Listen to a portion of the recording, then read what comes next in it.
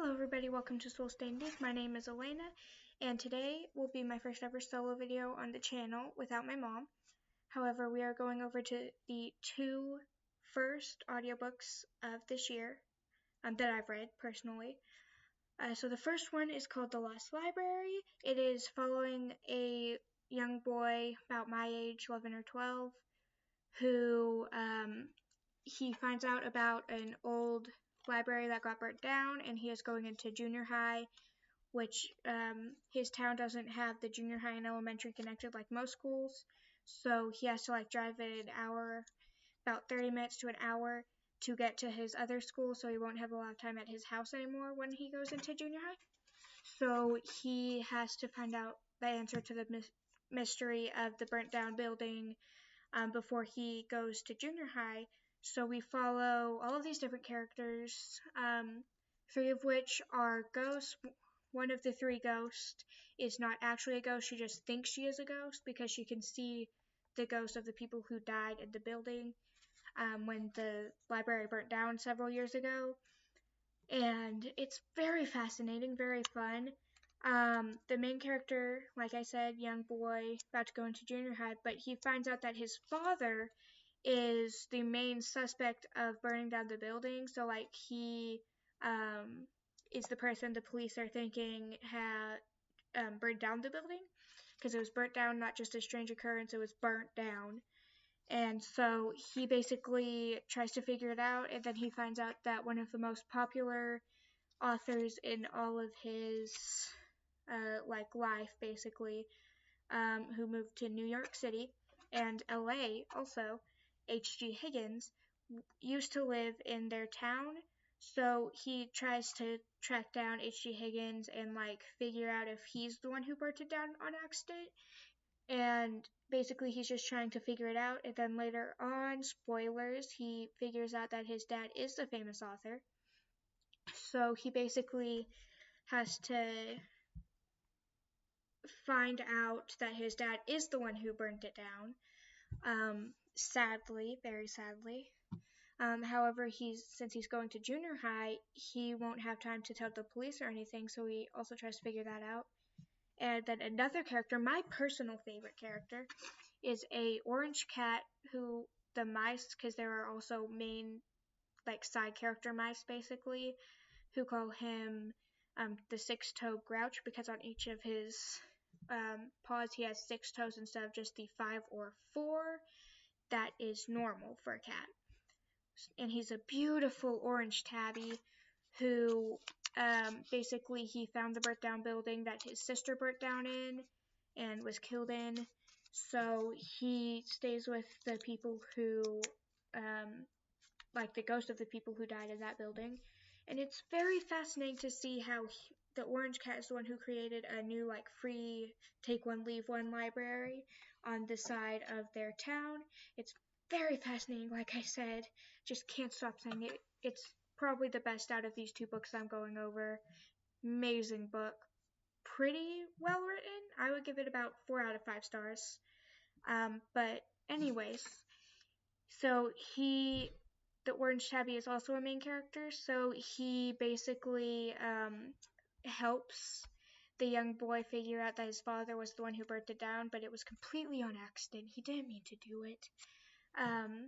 But it's really, really fun to see. 4 out of 5 stars, honestly. The writing style is a bit different than I normally read. It has poetry mixed with how you would write a novel or manga, and also just normal writing, so it's a mix of different writing styles, which is amazing. Love the book. If you have not read it before, definitely check it out. The next book we're going over, like I said at the beginning, is Amari and the Night Brothers.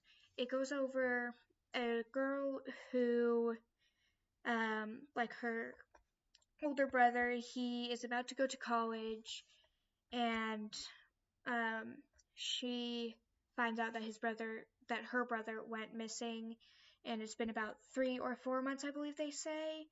But then basically she has powers that she starts to find out about, and it starts getting really freaky and stuff. But then the main character, Amari, she goes into like a big thing. She gets in trouble a lot because of her brother's disappearance. She is really scared about it and starts to figure out things, and she meets the Night Brothers, two brothers who actually found out basically what happened to her brother, and she's being helped by them to find her brother, and eventually she does end up finding her brother, but it's like a long twisting trail, and it's an amazing book. This is the cover. So it's an absolutely amazing book.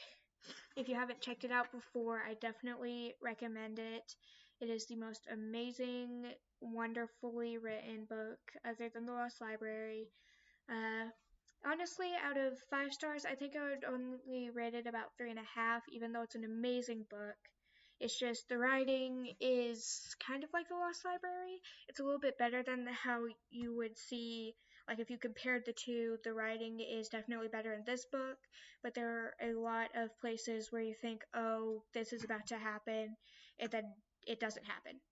And there's one part of the book where she goes into somewhere, I'm not going to say where, and finds, she starts to like find traces of her brother and stuff.